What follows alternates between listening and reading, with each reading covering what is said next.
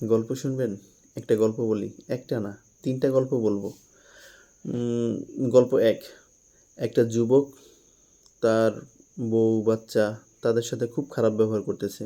বউয়ের সাথে ঝগড়া, বাচ্চার গায়ে হাত তুলল এবং সংসারটা অশান্তিতে ভরে তুলল। তো দিনটা ছিল শুক্রবার, বিকালবেলাও বউয়ের সাথে ঝগড়া। যখন রাত্রেবেলা সবাই ঘুমিয়ে গেল, তখন ওই যুবক চিন্তা করতেছিল যে আমার চরিত্র তো আসলে এরকম না। আমি যে আমার বউয়ের সাথে খারাপ ব্যবহার করলাম, আমার বাচ্চার গায়ে হাত তুললাম, কাহিনীটা কী? কী কারণে আমি এরকম করলাম?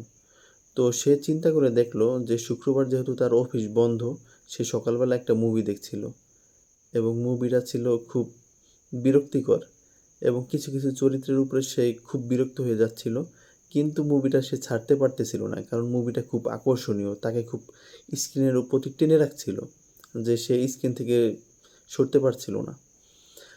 তো এই যে ওই বিরক্তিকর চরিত্রগুলো ছিল মুভির মধ্যে, ওই বিরক্তিগুলি তার মাথার মধ্যে গেঁথে গেছে এবং ওই বিরক্তিগুলি সে ঝাড়ছে তার বউয়ের উপরে, তার বাচ্চার উপরে, তার সংসারের মধ্যে। তো আসলে আমরা মোবাইল ব্যবহার করি, এটা চিন্তা করে রাখা উচিত যে আমি কী ব্যবহার করতেছি, আমার ভিতরে কী ইনপুট করতেছি। চলেন দ্বিতীয় গল্প বলি। তারপরে দ্বিতীয় গল্পটা হচ্ছে একটা কলেজ পড়ুয়া ছাত্রের। কলেজ পড়ুয়া একটা ছাত্র, ও আবার হচ্ছে একটু সাসপেন্স দেখতে ভালোবাসে, একটু থ্রিল। তো ও একটা সিরিজ দেখতেছিল, যেই সিরিজটার মধ্যে ছিল হিংসা, ভয়, তারপরে সন্দেহ, ধোঁকা। তো ও যখন এই সিরিজটা দেখতেছিল, 10টা পর্বের একটা সিরিজ দেখতেছিল। তো এই সিরিজটা দেখার সময় ও দেখলো যে ওর স্বাভাবিক যে নেচারটা, ওইটা পরিবর্তন হয়ে গেছে। ও এখন সবাইকে মানে সন্দেহ করে, মানে হিংসা আছে, প্রতিশোধের একটা বিষয় থাকে। মানে ওর ভালো যারা ছিল বন্ধু-বান্ধব, আত্মীয়স্বজন, তাদের সাথে সম্পর্ক মানে খারাপ হয়ে যাচ্ছে। কারণ কারণ হচ্ছে গিয়ে সে ওই সিরিজটা দেখতেছিল এবং ওই সিরিজের মধ্যে এই বিষয়গুলি খুব মানে খুব ভালোভাবে উপস্থাপন করা হচ্ছিল, যে সন্দেহ, ঘৃণা, ধোঁকাবাজি। তো এটার কারণেও হচ্ছে গিয়ে মানুষের পারিবারিক জীবনে, সামাজিক জীবনে, বন্ধুবান্ধব, আত্মীয়স্বজন তাদের সাথেও সম্পর্ক খারাপ হয়। এবং আরেকটা গুরুত্বপূর্ণ গল্প বলি, সেটা হচ্ছে একজন অফিস কর্মী, খুব দক্ষ কর্মী। সে তার কাজে খুব ফোকাসড, সে খুব যত্ন সহকারে কাজ করে এবং দক্ষতার সাথে কাজ করে। কিছুদিন তার কাজের মধ্যে একটু গাফিলতি দেখা দিল। তখন সে চিন্তা করলো যে আমার এই গাফিলতি কী জন্য আসতেছে, এবং তার দক্ষতা অনেক কমে যাচ্ছে, তার ফোকাস কমে যাচ্ছে। পরবর্তীতে সে লক্ষ্য করলো যে সে আসলে মোবাইলের প্রতি আসক্ত হয়ে গেছে।